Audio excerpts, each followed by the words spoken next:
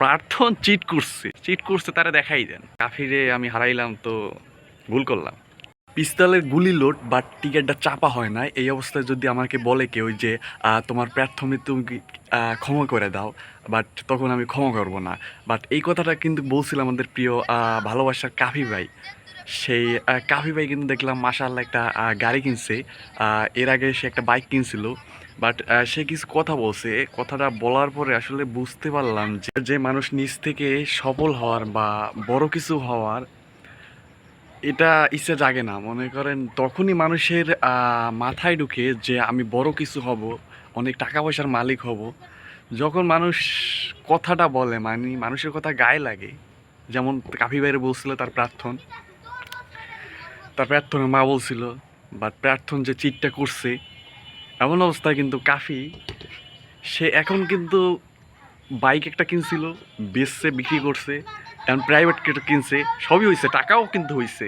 এমনকি মানুষ কি জব করে, বড় চাকরি করে, তার সাথে বড় জিনিস তো সে ভিডিও করে ইনকাম করতেছে। তার যে ইনকাম, হ্যাঁ, তা একজন সরকারি চাকরির চেয়ে হাই লেভেলের, আমি যেটা মনে করি। বাট তার টাকা হইছে, গাড়ি হইছে, এখন বাড়ি হয় না। সে কিন্তু নিজের মুখের কথাগুলো যে সে বাড়ি করতেও বেশি সময় লাগবে না।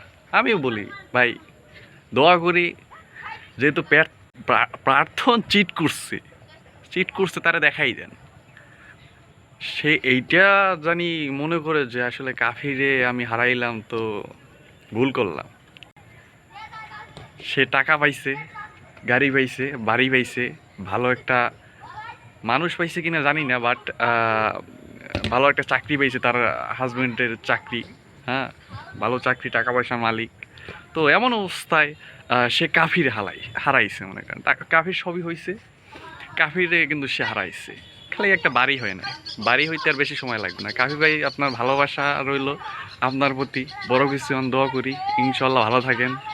ভিডিওটা সামনে পাইলে একটু কমেন্ট করেন, নাইলে একটা শেয়ার মারি দিন। ভালোবাসা রইল।